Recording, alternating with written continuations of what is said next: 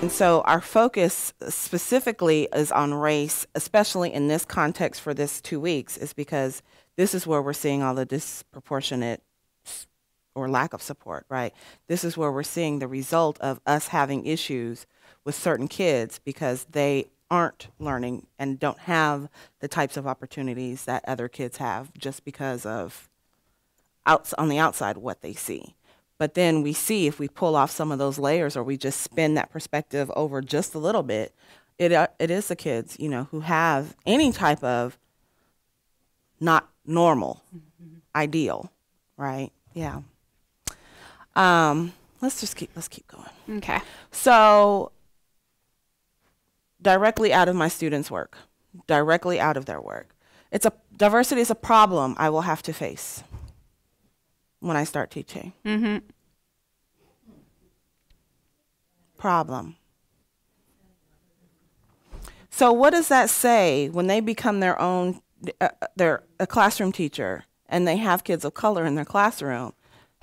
You, as soon as you walk in my room, are a problem. The scary part is these are our 4,000. These are our seniors who are on their way out into a classroom. To classrooms. That's what makes it even more fearful. And we are having this conversation within our College of Ed because the same conversation that we are having here with you all for the next 2 weeks is the same conversation we actually need to have with our teacher educators because there are faculty who are our colleagues who have the same issues with us. And so they're perpetuating the same things we're trying to combat to their students, which means they're going to become teachers and then they're right back here in a couple of years, right? So it is the cycle where we're just trying to figure out, okay, so where's the buck going to stop, right? Like how are we going to, in the most cohesive and quick way, get some action, right? Get some type of change going. And so they can't see past what they do. They can't see past that content area. And that message gets sent to the students who are taking those classes. And again, that cycle continues. So yeah. One of the things that we do, but we take them through the same process that we're trying to give you a mini version of in these 2 weeks. We start off with some internal reflection and having them write cultural autobiographies where they go back and reflect on their race, their geographic location, and their family structure. And when you read some of these things, for 20 years, they've only seen other people that look like them. They've only been, you know, their family has been in this church for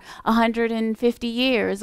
So they, you know, we can't undo any of that. Not that we want to, but when you see that perspective, it gives us a perspective, a better understanding of where they're coming from. So again, we're not trying to change who they are, but just open their eyes to some of the things that they will encounter in the schools.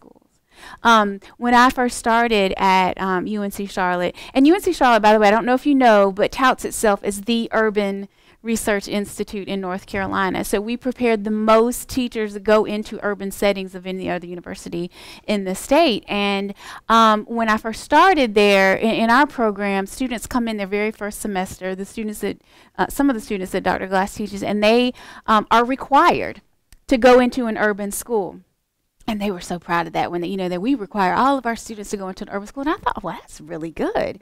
But these kids, like you were saying, scared to death. Yeah, they went to an urban school, but it was the urban school they heard about on the news and they were terrified. We had a parent that called and absolutely refused to have their student go into the school, and she just opted not to do the clinical requirement and ended up with a C, got a 0 on it because she didn't want to go into that school. But it was our fault. We weren't preparing them. We weren't doing anything before sending them, you know, come on, welcome to our program, now go to this school, and not telling them, here's what it might look like. You might see somebody having a temper tantrum. That doesn't mean that that is just a bad kid. And so Dr. Glass does a really great job of preparing students prior to going into that urban school setting about what the environment might look like, what you will encounter, and what this may mean, what some of these behaviors may mean. So we are trying to do a better job of getting them prepared for the urban schools.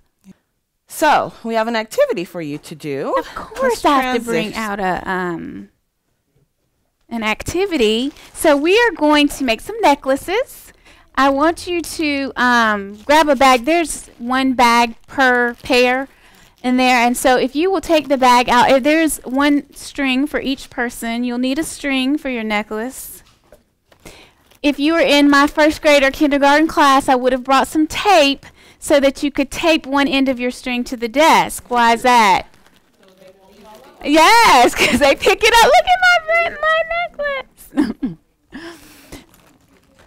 Okay, so I'm going to read a series of questions, and based on your response to the question, you will put on the appropriate color bead. If you were born in America, I'd like for you to put a white bead on your necklace. Born in America, put a white bead. If you were not born in America, you will put a black bead on your necklace. If you have traveled to another country, put a white bead on your necklace. If you have not traveled to another country, then you will put a black bead.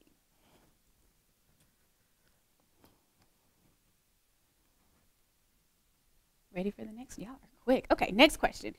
If you have ever had to ask for assistance from the Red Cross, government assistance such as welfare, if you were a child and got free or reduced lunch, or had an outside agency that helped provide your family with food, if you answered yes to any of those questions, you're going to put a black bead.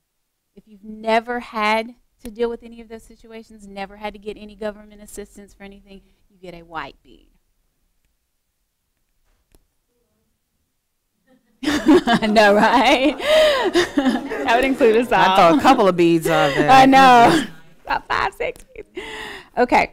If you've ever had to borrow more than $1,000 from your parents or a relative just to get you to the next paycheck. Ever had to borrow money just to get to the next paycheck, you're going to put a black bead on. If not, a white one.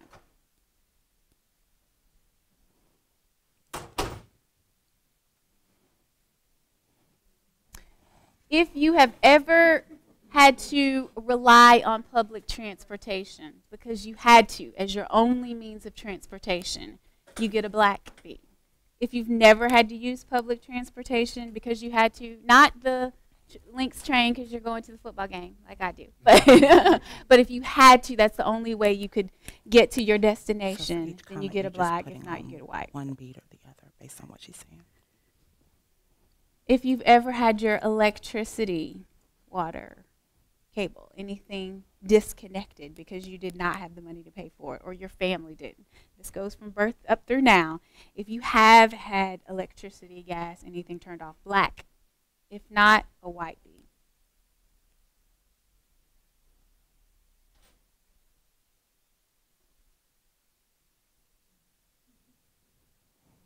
All right, if you've ever had to shop at a thrift store, again, because you had to. I know I have some people that love some Goodwill and some, my mama will say, sure that do. loves it. Sure. But because you had to, because you had no other choice, couldn't afford to go to another store. If you had to shop at a Goodwill, Salvation Army, etc., black.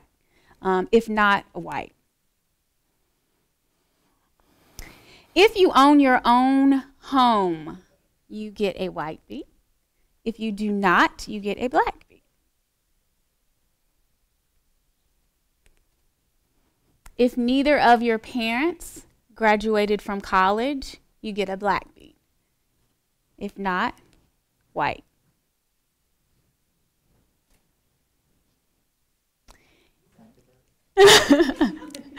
If you've ever visited a prison to visit a friend, relative, family member, you get black.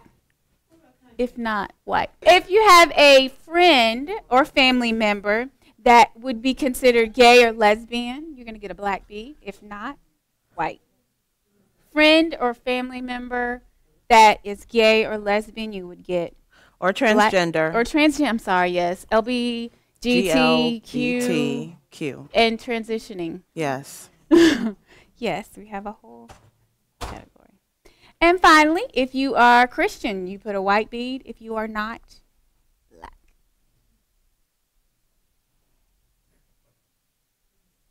So have you started to notice a bit of a pattern with the questions that I'm asking in your necklace? What do you think this activity is designed to illustrate? It is. She said the struggle is real.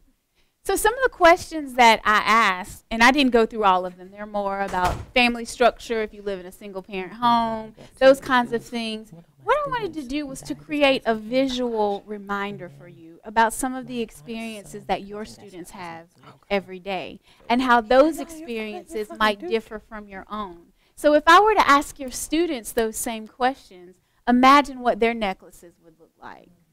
And imagine that they had to wear those necklaces all day long. And some of them do visually wear some of the burdens, some of the things that we discuss.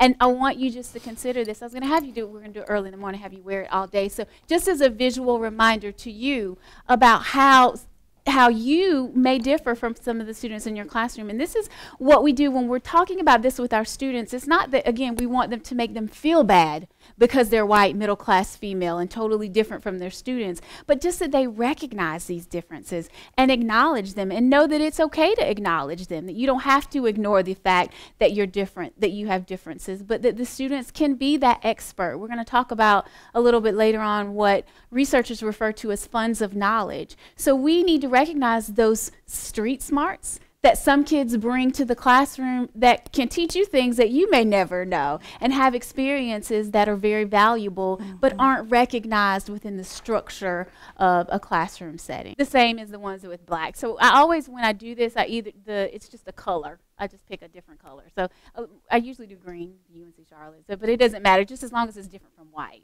So the white and the black don't necessarily signify white people, black people, that kind of thing. It's just, that's happening. I should have used the red. Or it could be yellow and orange, you know, Yes, as long as it's two different colors and make that connection. Those are the colors that Walmart had. And I told one color is designated for, you know, if students have been marginalized or oppressed or they have had situations that we would consider normal, right? Or mainstream or middle class or, yeah. Thank you. Here might be another exercise as you're getting to know, or really for those of you all who are administrators at the beginning of the school year with your teachers. Because as much as we have to have our students get to know one another and you need to get to know them, what about your teachers getting to know each other? Because they'll be working together, grade levels, right, vertical, so on and so forth. And everyone's not always open to hearing those things. So one of the things that I didn't mention, I do a lot of this in the classroom. I integrated in, and I don't teach a diversity. This is her background. I'm more literacy, early childhood. But I don't do this in the beginning of the semester. Imagine me coming in as the black woman teaching the black thing, because that's what you're supposed to do. I have to first build a rapport with my students. And so it's not until they know me as, you know, Dr. Glover, oh, she's the early childhood, she's the this, she's the that, before I feel that I'm in a safe space to even open up. They're not willing to be up front. You know, you would get the silent, what do you think about this activity? And it may not occur day one. Right? So it is building, from the first day of class, you're building community. And you want your students to understand that this room is safe, period. And before you can do any of the in-depth things, it really is just helping your students understand that this is a safe space. And so we get so caught up in running and jumping right into Common Core standards and teach. We don't develop a relationship with one another, and the kids don't develop a rapport with one another. So it wouldn't be a safe space for them to do something like this because, look at all the black beads. You know, we don't want that. But the premise of the task is still for us to discover our students and our students to discover one another. Yeah. And I think the teacher response, at least with the younger ones, and I apologize for always referring to that as my background, but they look to the teacher's response. And if you are horrified that they have black beads on, you know, they begin to have those insecurities. But if you look at it as this most normal experience, you know, oh, okay, so you have that, all right, so that, and what about you? You know, they just don't even see that. There's this article that I always have my students read where the classroom is having this, it's about writing workshop. Anybody use writing workshop in the classroom? And so the teacher's having the kids write, they wrote the topic of their choice. And one little girl, this is first grade, one little girl, and this is in a high poverty school, but it happens to be 100% white, so it's not what you think of when you think of a traditional. And so the little girl writes and is so proud of this story that she wrote about her daddy who went to jail. And so she volunteers to read the story, and she reads it, and the teacher doesn't know what to do. she freezes and she just brushes it off and then goes on. No discussion, no follow-up. And so then the little girl, you know, sort of shrinks into herself and is, you know, well, oh, I guess that was bad. I didn't know that it was a bad thing to, you know, be celebrating her day. She was visiting. I can't remember exactly what it is about. But that teacher reaction sealed the deal. So had the teacher validated that, anybody else had to visit there, you know, made it an okay experience. Not that you're saying you're condoning going to jail, but this is her reality. This is her lived experience. So we can't ignore that. And again, making that safe space. And I do the same thing in the college classroom. They would never open up about any of these things if I hadn't created a space where it's safe to talk about some of these issues. And that's a lot harder to do with, you know, 20-year-olds than it is with 6-year-olds, but we managed to do it every single semester. You know, I found out, and it's so not uncommon to be in my classroom and we're crying. We have family meeting, I call it family meeting, morning meeting, at the beginning of every class. Now, we don't do it for, you know, 20 minutes, but 5 minutes, what's going on in your life, what's this, what's that, and they still, at that age, want that. But what I'm doing is I'm modeling for them how you create a classroom community. I'm not just preaching, you know, the importance of it, but I'm showing how this makes a difference in their lives. And that's the thing.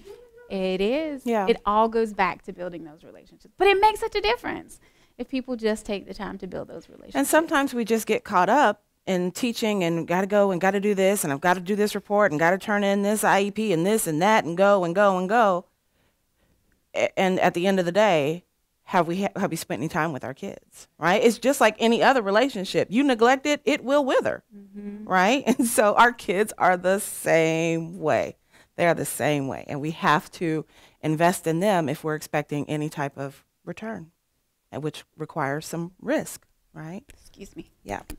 All right, so continuing on, and yeah, our time is never our friend. Yeah, I love the back and forth in the conversation. So although this is 2001 data, we actually have this even clearer is that our students essentially are becoming more diverse, right, in our public schools. Where we teach, our kids are becoming more and more diverse.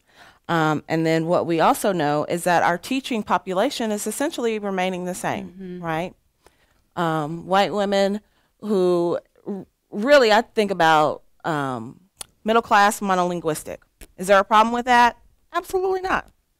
Absolutely not, right? That our teaching population is pretty much staying the same, and there are a lot of causes and realities as to why, but we can't afford to worry about any of that right now because our concern is making sure that all the teachers that are in the classroom are culturally responsive. Black, white, browns, polka dotted and striped, right? We want to make sure that our students are developing, our teachers are developing a sense of culturally responsive ideals. So as we think about how our students may be similar to us or different from us, there are some questions that we can ask about the kids who are in our classrooms. So I want you to write these questions down, and we'll spend some time tomorrow when we get into management kind of addressing some of them, just because we're not going to have all of the time today. But I want you to ask these questions for you, right?